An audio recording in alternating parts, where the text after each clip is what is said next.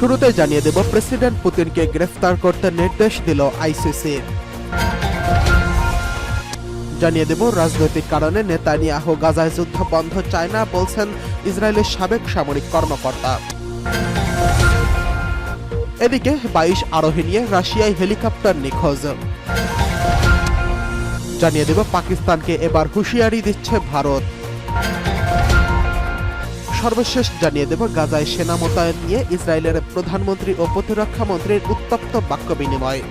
এতক্ষণ শুনছিলেন গুরুত্বপূর্ণ সংবাদ শিরোনাম, এখন জানিয়ে দিব বিস্তারিত। প্রেসিডেন্ট পুতিনকে গ্রেফতার করতে নির্দেশ দিল আইসিসি। মঙ্গোলিয়া সফরের সময় রাশিয়ার প্রেসিডেন্ট ভ্লাদিমির পুতিনকে আটক করার নির্দেশ দিয়েছেন হেগ ভিত্তিক আন্তর্জাতিক অপরাধ আদালত আইসিসি।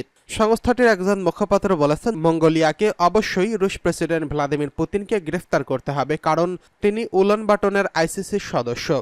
দ্বিতীয় বিশ্বযুদ্ধের সময় একটি গুরুত্বপূর্ণ যুদ্ধের 85তম প্রতিষ্ঠা বার্ষিকী উপলক্ষে আজ রাশিয়ার প্রতিবেশী দেশটি সফরে যাওয়ার কথা রয়েছে পুতিনের।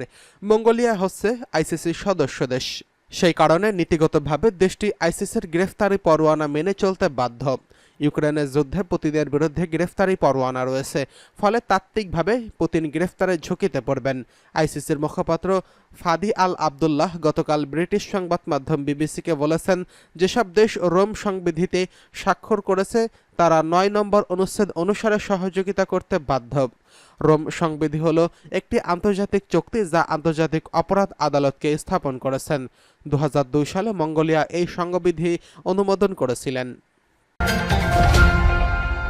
এদিকে রাজনৈতিক কারণে নেতানিয়াহু গাজা যুদ্ধ বন্ধ করতে চায় না বলেছে ইসরায়েলের সাবেক সামরিক কর্মকর্তা। ইহুদিবাদী ইসরায়েলের শাসক গোষ্ঠীর সামরিক অভিযান শাখার সাবেক প্রধান বলেছেন, ইসরায়েলের প্রধানমন্ত্রী বেঞ্জামিন নেতানিয়াহু কেবল রাজনৈতিক কারণে গাজায় যুদ্ধ শেষ করতে চায় না। সাম্প্রতিক দিনগুলোতে দখলকৃত অঞ্চলগুলোতে ইসরায়েলের প্রধানমন্ত্রী বেঞ্জামিন নেতানিয়াহু নীতির বিরুদ্ধে প্রতিবাদের নতুন ঢেউ শুরু হয়েছে। ইহুদিবাদী বিক্ষোভকারীরা ফিলিস্তিনি প্রতিরোধকামী সংগঠনগুলোর সঙ্গে যুদ্ধবিরতি এবং ইসরায়েলি বন্দীদের মুক্তির জন্য অবিলম্বে একটি চুক্তির দাবি করেছেন। আল জাজিরা উদ্ধৃতি অনুসারে ইহুদিবাদী শাসনের সামরিক অপারেশন শাখার সাবেক প্রধান বেঞ্জামিন নেতানিয়াহু কর্মক্ষমতার সমালোচনা করে বলেছেন, গাজায় যুদ্ধ দীর্ঘায়িত করার বিষয়ে নেতানিয়াহু জেদ তাকে নেটসারিম এবং ফিলাডেলফিয়া অক্ষের গুরুত্বপূর্ণ অতিরঞ্জিত করে তুলেছে। তিনি বলেন, এই অতিরঞ্জনের মাধ্যমে নেতানিয়াহু বন্দীদের বিনিময়ে গুরুত্ব কমানোর চেষ্টা করছেন। ইহুদিবাদী ইসরায়েলের সাবেক এই কর্মকর্তা বলেছেন, নেতানিয়াহুকে রাজনৈতিক কারণে যুদ্ধ তাড়াতাড়ি শেষ করতে চান না। যখন নেটসারিম ও ফিলাডেলফিয়া অক্ষে সেনাবাহিনীর অবশিষ্ট থাকায় ইসরায়েলের পরিস্থিতি আগের চেয়ে খারাপ হচ্ছে। এদিকে 22 আরোহী নিয়ে রাশিয়ায় হেলিকপ্টার নিখোঁজ। রাশিয়ায় 22 আরোহী নিয়ে একটি হেলিকপ্টার নিখোঁজ হয়েছেন। কামচাটকা উপদ্বীপের কাছে হেলিকপ্টারটি নিখোঁজ হয় বলে জানিয়েছেন স্থানীয় কর্তৃপক্ষ। আরোহীদের মধ্যে অধিকাংশই পর্যটক। কামচাটকার গভর্নর ভ্লাদিমির সেলেদভ জানিয়েছেন, MI-8 হেলিকপ্টারটি শনিবারে নিখোঁজ হয়। এ সময় কপ্টারটিতে 19 জন যাত্রী এবং 3 জন ক্রু সদস্য ছিলেন। হেলিকপ্টারের উদ্ধারকারী দলগুলো নিখোঁজ বিমানটির জন্য রাতের দিকে অনুসন্ধান করছিলেন। MI-8 একটি ইঞ্জিনে 2টি হেলিকপ্টার। এটি 1960-এর দশকে ডিজাইন করা হয়েছিল। এটি ব্যাপকভাবে রাশিয়ায় ব্যবহৃত হয়। হেলিকপ্টারটি বন্য লডস্কোপে এবং স্বয়ংক্রিয় আগ্নেয়গিরির জন্য পরিচিত উপদ্বীপের একটি মনোরম এলাকায় ভাস্কাজেক প্রাচীন আগ্নেয়গিরির কাছে যাত্রীদের তুলে নিয়েছিল। কর্তৃপক্ষ জানিয়েছে, সেখান থেকে এটি আরও পূর্বে একটি গ্রামে যাচ্ছিল, প্রায় 25 কিলোমিটার দূরত্বে। এদিকে পাকিস্তানকে হুঁশিয়ারি করে দিল ভারত। পাকিস্তানের ইতিবাচক আহ্বানে সাড়া দেবেন বলে জানিয়েছেন ভারতের পররাষ্ট্রমন্ত্রী এস জয়শঙ্কর। একই সময়ে জয়শঙ্কর বলেছেন, পাকিস্তানের সীমান্তের উপর থেকে আসা যে কোনো প্রতিকূল পদক্ষেপের জবাব দেওয়া হবে। পাকিস্তানের প্রতি কড়া বার্তাও দিয়েছেন ভারতের পররাষ্ট্রমন্ত্রী। তিনি বলেছেন, পাকিস্তানের সঙ্গে নিরবিচ্ছিন্ন সংলাপের যুগ শেষ। সীমান্তের ওপারে যে ধরনের ঘটনা ঘটবে ভারত সেই অনুসারে ইতিবাচক ও নেতিবাচক জবাব দেবে। জয়শঙ্কর বলেছেন, জম্মু কাশ্মীর নিয়ে উদ্বেগের বিষয়ে আমি বলতে চাই, 370 অনুচ্ছেদ বাতিল করা হয়েছে। এখন বিষয় হলো আমরা পাকিস্তানের সঙ্গে কোন ধরনের সম্পর্ক চাই।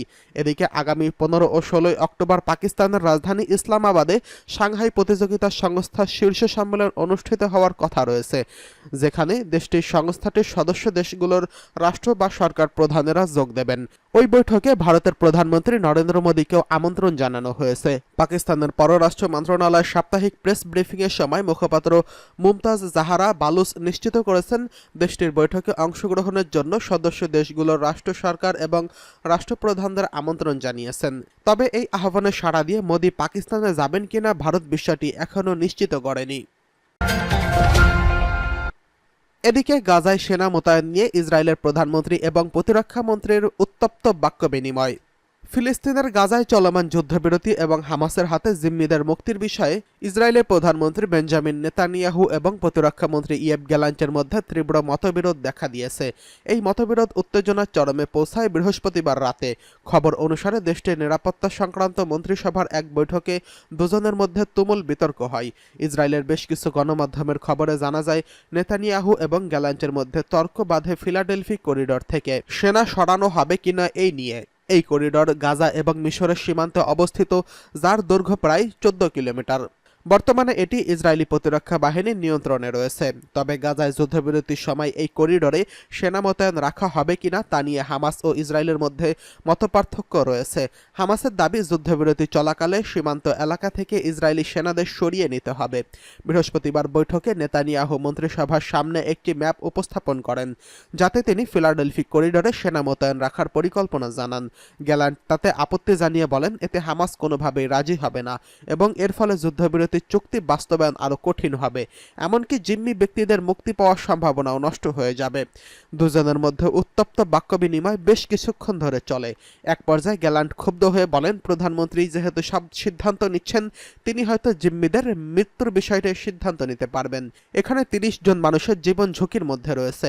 পরবর্তীতে নেতানিয়াহুর উপস্থিতি ম্যাপের বিষয়ে ভোটাভুটি হয়। এতে 8টি ভোট নেতানিয়াহুর পক্ষে পড়ে, শুধু গ্যালান্টের ভোটটি বিপক্ষে যায়। ডানপন্থী জাতীয় নিরাপত্তামন্ত্রী ইতামার বেন-গাভির ভোটদানে বিরত থাকেন। প্রসঙ্গত, গত 7 অক্টোবর হামাস ইসরায়েলে হামলা চালিয়ে প্রায় 250 জনকে জিম্মি করে। সেই হামলায় অন্তত 1139 জন নিহত হয়েছেন। এরপর থেকে গাজায় ইসরায়েলের পাল্টা হামলায় এখন পর্যন্ত 40,691 জন নিহত হয়েছেন। এই সংঘাতের পরিপ্রেক্ষিতে যুক্তরাষ্ট্র সহ বিভিন্ন দেশ গাজা যুদ্ধবিরতির জন্য হামাস ও ইসরায়েলের সঙ্গে আলোচনা চালিয়ে যাচ্ছে। এছাড়া ইহুদিবাদী ইসরায়েলের শাসক গোষ্ঠী সামরিক অভিযান শাখার সাবেক প্রধান বলেছেন, ইসরায়েলের প্রধানমন্ত্রী বেঞ্জামিন নেতানিয়াহু কেবল রাজনৈতিক কারণে গাজায় যুদ্ধ শেষ করতে চায় না। সাম্প্রতিক দিনগুলোতে দখলকৃত অঞ্চলগুলোতে ইসরায়েলের প্রধানমন্ত্রী বেঞ্জামিন নেতানিয়াহুর নীতির বিরুদ্ধে প্রতিবাদ নতুন ঢেউ শুরু হয়েছে।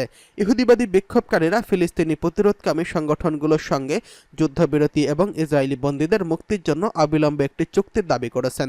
আল জাজিরার উদ্ধৃতি অনুসারে ইহুদিবাদী শাসকের সামরিক অপারেশন শাখার সাবেক প্রধান বেঞ্জামিন নেতানিয়াহু কর্মক্ষমতার আলোচনা করেছেন এবং বলেছেন, গাজায় যুদ্ধ দীর্ঘায়িত করার বিষয়ে নেতানিয়াহু জেদ তাকে নেটসারিম এবং ফিলাডেলফিয়া